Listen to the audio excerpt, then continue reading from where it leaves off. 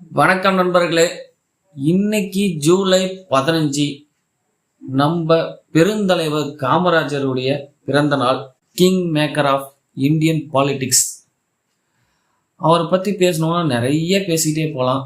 ஏன்னா இப்போ இருக்கிற காலகட்டத்தில் ஒரு கவுன்சிலர் சீட்டு வாங்குறவங்க கூட ஜெயிக்கிறவங்க கூட எந்த அளவுக்கு அவங்க குடும்பத்தையும் தலைமுறையும் வாழ வைக்கிற அளவுக்கு வளர்ந்துடுறாங்க அப்படிங்கிறத நம்ம பார்த்துட்டு இருக்கோம். அப்புறம் கவுன்சிலரே அப்படின்னா அடுத்தடுத்தது பார்த்துக்குங்க எப்படி இருக்கு அப்படின்ட்டு. அந்த அளவுக்கு இப்போ அரசியல் சூழ்நிலை மாறிக்கிட்டு இருக்கு. இந்த மாதிரி இருக்கிற சுச்சுவேஷன்ல அந்த காலத்திலேயே ஒரு முதலமைச்சரா 9 ஆண்டுகள் இருந்தும் அவர் கையில வெறும் 100 ரூபா மட்டும்தான் இருந்திருக்கு. அவர் இறக்கும்போது அது எல்லாமே அவரு முதலமைச்சரா இருந்த காலகட்டத்துல நானா இல்லைன்னா கூட அவரை பற்றின விஷயங்கள் இந்த வரிகள்லாம் நம்ம படிக்கும் போதே நம்மளுக்கு புல்லரிக்கிற மாதிரியான விஷயங்கள் நிறையா இருக்கு. அப்படியேப்பட்ட ஒரு மாபெரும் தலைவராக இருந்துட்டு போயிருக்காருங்க. இன்றைய அரசியல்வாதிகளுக்கு, இதற்கு மேலே வரக்கூடிய அரசியல்வாதிகளுக்கும் ஒரு எடுத்துக்காட்டாக இருந்துட்டு போயிருக்காரு. நிறைய விஷயங்கள் அவர் நம்ம புக் எடுத்து படிக்கும் போதும் சரி, செய்திகளை கேட்கும் போதும், ரீல்ஸில் கூட நிறைய சொல்லியிருக்காங்க நிறைய பேர். எல்லாமே பார்க்கும்போது பெருமைப்படக்கூடிய, அதாவது அவரு இந்த தமிழ்நாட்டில் இருந்ததுக்கு நம்மளாம் பெருமைப்படக்கூடிய அளவுக்கு ஒரு மனிதர் வாழ்ந்திருக்காரு அப்படிங்கிறதே ஒரு பெரிய விஷயமா இருக்குங்க. அவரை நினைச்சு நம்மளும் இதே தமிழ்நாட்டில் இருக்கோங்கிறது ஒரு பெருமைப்பட்டுக்கிற ஒரு விஷயமா இருக்கு. அவரை ஃபுல்லாகவே ஃபாலோ பண்ண முடிகிற அளவுக்கு நம்ம இந்த காலகட்டத்தில் நம்ம இல்லைன்னா கூட அவர்கிட்ட இருந்து நிறைய விஷயங்களை நம்ம ஃபாலோ பண்ணிட்டு இருக்கேன். Lit the lamp of education in millions of poor people. அதாவது நிறைய ஏழை குடும்பங்களை கல்வி என்ற விளக்கை ஏற்றி வைத்தவர் இந்த காமராஜர் ஐயா அவர்கள்.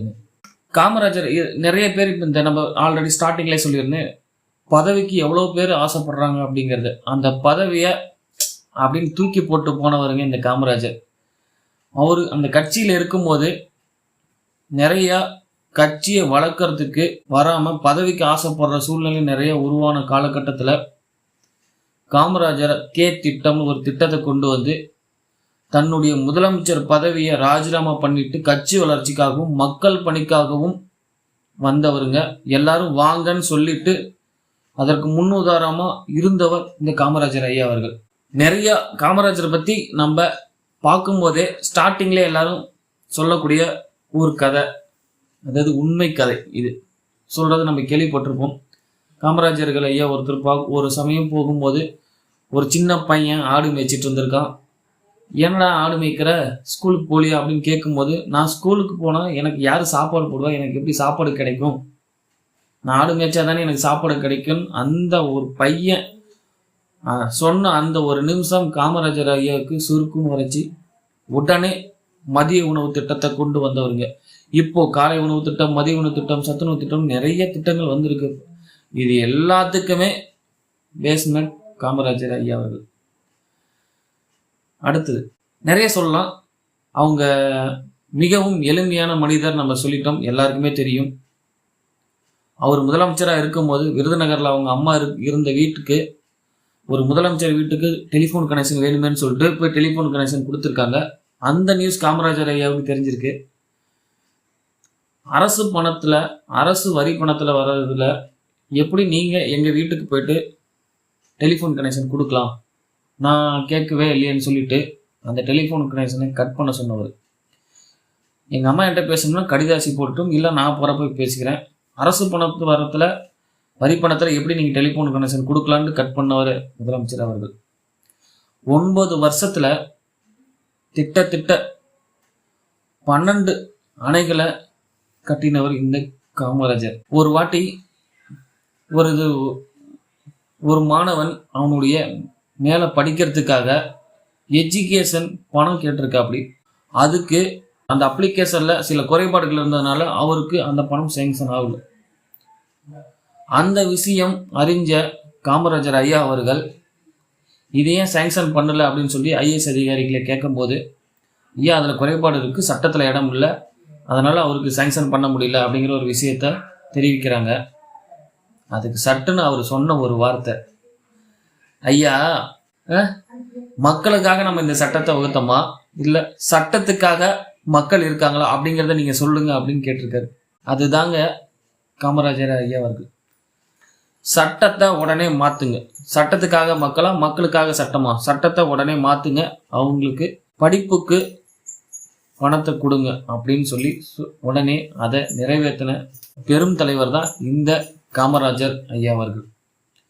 நிறைய விஷயம் சொல்லிக்கிட்டே போகலாம். தன்னை எதிர்த்தவரை தன் பக்கமே வச்சுக்கிட்டவர். அதாவது ராஜாஜி அவர்கள் பதவி விலகினதுக்கு அப்புறமா யார் அடுத்த முதலமைச்சர் அப்படிங்கிற ஒரு கொஸ்டின் வரும்போது காமராஜர் ஐயா ஒரு பக்கம், இன்னொன்று சுப்பிரமணியம் ஐயா அவர்கள் ஒரு பக்கம். அப்போ காமராஜரை எதிர்த்தவர் சுப்பிரமணியம் அவர்கள். அதுக்கப்புறமா காமராஜர் முதலமைச்சர் ஆகிட்டாரு.